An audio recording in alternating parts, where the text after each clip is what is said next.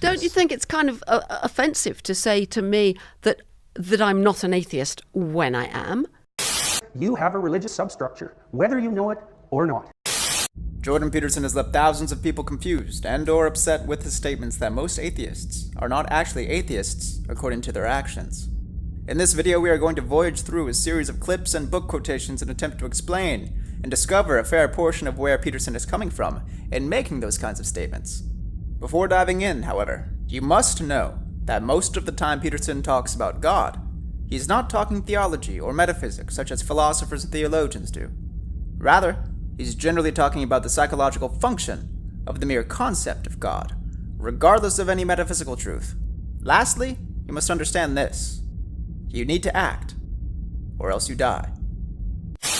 You can't act without a hierarchy of values, because you can't act unless you think one thing is better than another. Because why would you act otherwise? So that means that you're embedded within a hierarchy of values. Going step by step, action is necessarily predicated upon implicit hierarchies of value. You're embedded within a hierarchy of values, whether you know it or not, or maybe multiple fragmentary and competing hierarchies of value, which is all the worse for you, by the way, because it just makes you very confused. These hierarchies guide our behavior. However, you might have multiple and competing hierarchies of value. The psychoanalytic theories are something like, you're a loose collection of living sub-personalities, each with its own set of motivations and perceptions and emotions and rationales, all of that.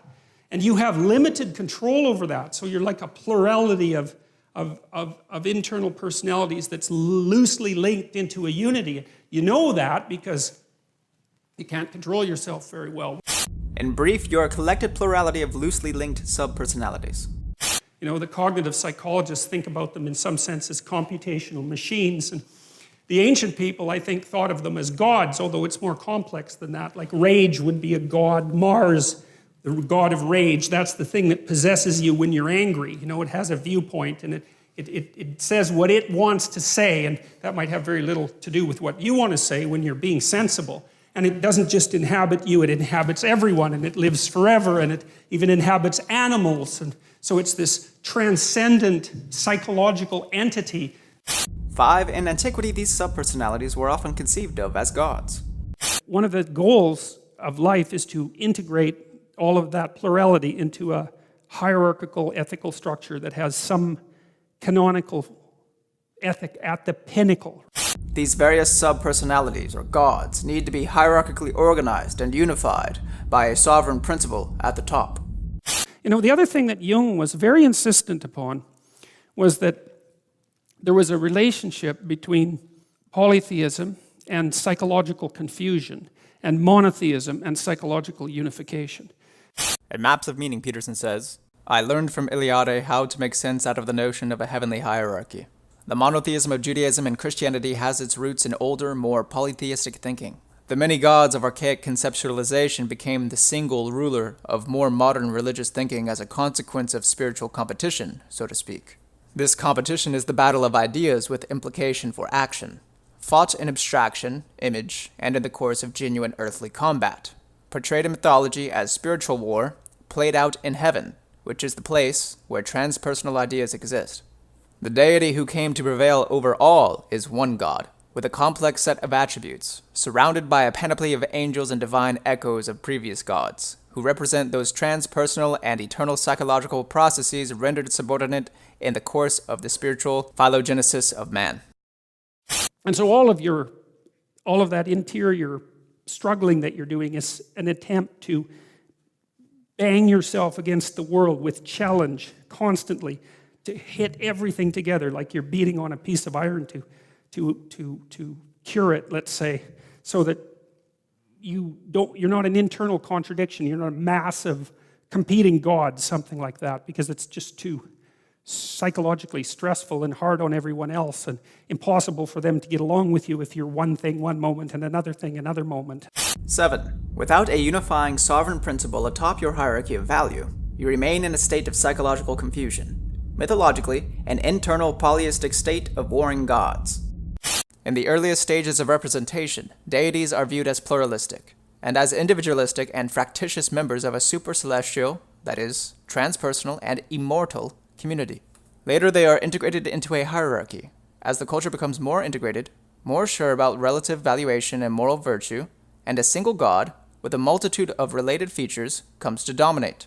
Development of monotheism thus parallels intrapsychic and intracultural moral integration, as the average citizen identifies more and more clearly with this monotheistic, integrated pattern. Its external nature, as an attribute of the gods, recedes. It becomes more clearly an attribute of the human being, per se, rather than a characteristic of the extra-individual world, and more like what we would conceive of as a psychological trait. It seems that if you analyze the history of the development of monotheistic ideas, that monotheism emerges out of a plurality of gods.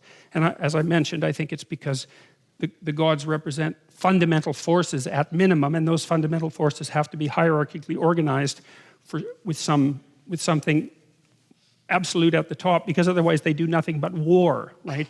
You have to organize your values hierarchically or you stay confused. And that's true if you're an individual, and it's true if you're a state.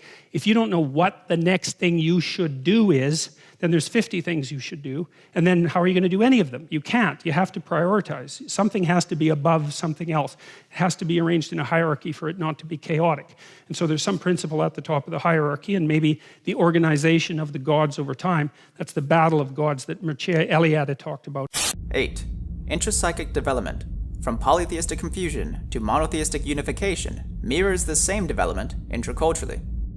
The ever-expanding human capacity for abstraction, central to human consciousness, has enabled us to produce self-models sufficiently complex and extended to take into account the temporal boundaries of individual life. These complex systems of action and belief are religious. They comprise the traditional means of dealing with the shadow cast on life by knowledge of mortality. More on the second half of this in a moment. 9. Humanity abstracts values and ideals to serve as guides for patterns of action. And it really looks like, in some sense, that's how monotheism emerged out of polytheism, is that the tribal groups had their local ideals, let's say, and then when they came together, those local ideals were amalgamated into what you might describe as a meta-ideal, and people were able to unite under that meta-ideal. According to Mircea Eliade, the mutual identification of all the gods ends in a monotheism of the syncretistic type. The gods of a tribe represented those tribes' ideals and values, and through tribal interaction, those gods eventually amalgamated into one supreme god, representing all of those values and ideals that were non-conflicting.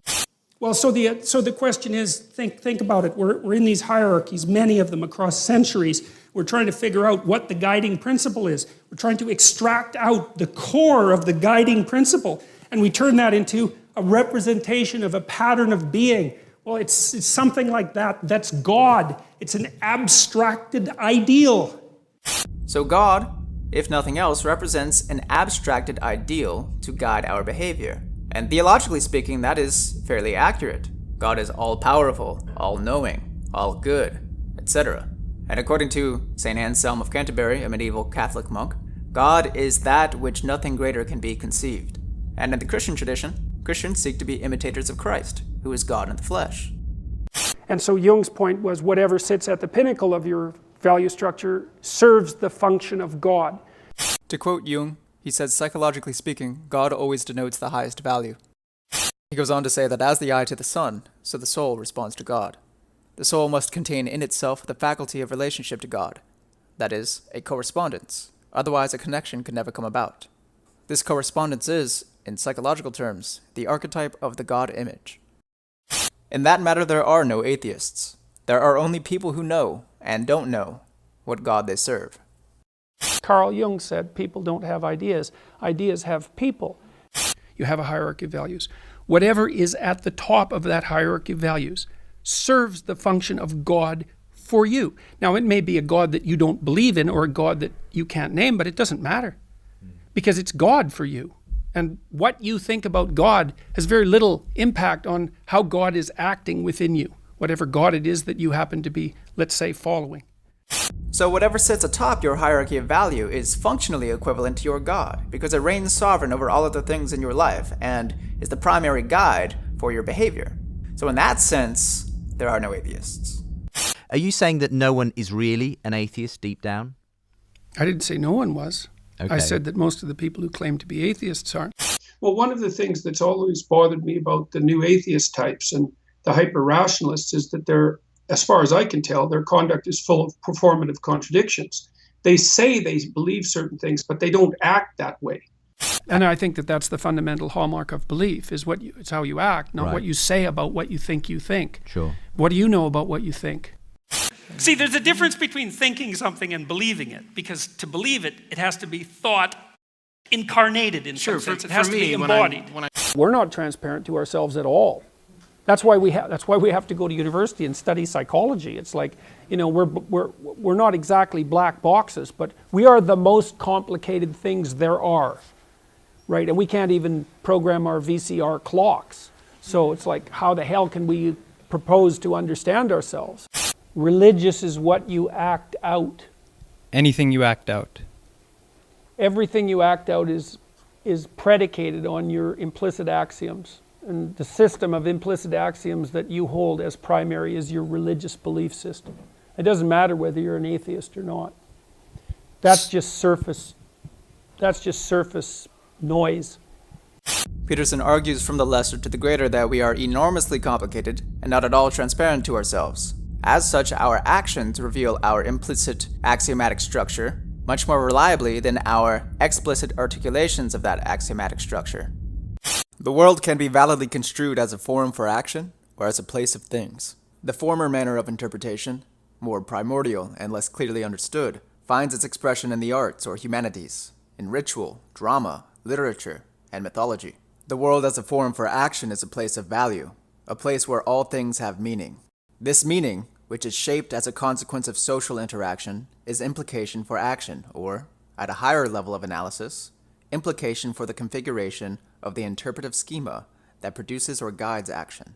The latter manner of interpretation, the world as a place of things, finds its formal expression in the methods and theories of science. No complete world picture can be generated without use of both modes of construal. Religious propositions are, in some sense, abstracted generalizations about what being consists of and how to act in it. Because in the religious domain, the moral imperative is primary. So the question from the religious perspective is something like, how should we best construe the world if we wish to determine how to act properly within it? 14. According to Peterson, religion is primarily concerned with value and how to act in the world. So your primary system of axioms in your value structure, which guide your behavior, is equivalent to your religious substructure. That was the danger that both Nietzsche and Dostoevsky pointed to clearly. It's like you dispense with the transcendent principle and you open up the landscape for impulsive nihilism. The dissolution of the king means that much of what was previously understood reverts to the unknown. This might be regarded as the reversal of the historical process that made of all gods one supreme god, or, speaking more psychologically, as the war of conflicting drives, desires, and subpersonalities that ensues when an overarching hierarchy of values has collapsed. Such a reversion places the individual in a state characterized by great uncertainty, frustration, depression, and turmoil. Without that sovereign god atop your hierarchy of value, you revert back to that internal chaotic polytheistic state of warring gods, highly vulnerable to impulsivity, uncertainty, nihilism, and inner turmoil. That's really worth thinking about, right? Because religion collapses and what happens is nationalism just rises up to take its place. Because you need a bloody belief structure, because what else, what are you going to do? Wander around aimlessly? That's not fun. It's not useless or useful, you know? So you just jump from one structure of belief to another, or you fall apart. So Even if you eradicate the traditional trappings of a mythological worldview, which seems to be what's happened as a consequence of our rise in empirical knowledge, that you don't eradicate the tendency for people to formulate groups, belief systems, around conceptions of ways that you should behave that are, at the very least, religious in structure and action, even if they're not religious in name. Since action is necessarily predicated upon structures of value and belief, even if you eradicate a traditionally religious belief structure, another belief structure will rush in to fill the gap. Then the eradication of a system like that leaves a vacuum. And then the question is, what rushes in to fill a vacuum?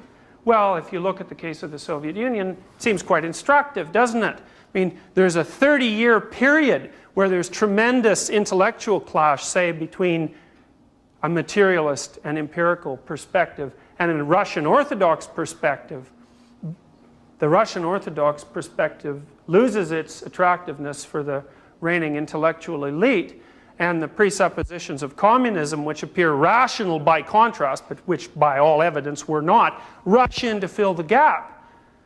The eradication of a successful and complete belief structure leaves both individuals and societies vulnerable to destructive ideological possession. The dissolution of a belief structure leaves one sinking in an ocean of chaotic uncertainty. In this state, totalitarian belief structures that offer certainty become attractive because even a broken ship is preferable to drowning. For the best of all possible things to happen, and in this case it's that a true individual is born, it's necessary to start by establishing a relationship with something that's transcendent. So that's an echo of the idea that we encountered earlier about walking with God, right? So Adam walked with God before he ate the fruit with Eve, and then he wouldn't walk with God. And then Noah walked with God, and Abraham walked with God. And so the idea is, well, that's that alignment with the highest ideal. I think it's something like that. So, concludingly, the best way to act in the world is by first establishing and aligning a relationship with the highest ideal. And that's a bit like the idea of walking with God. If you enjoyed the video, hit the like button, subscribe, hit the notification bell, share it, and comment down below. Let me know what you thought. Appreciate it. Peace.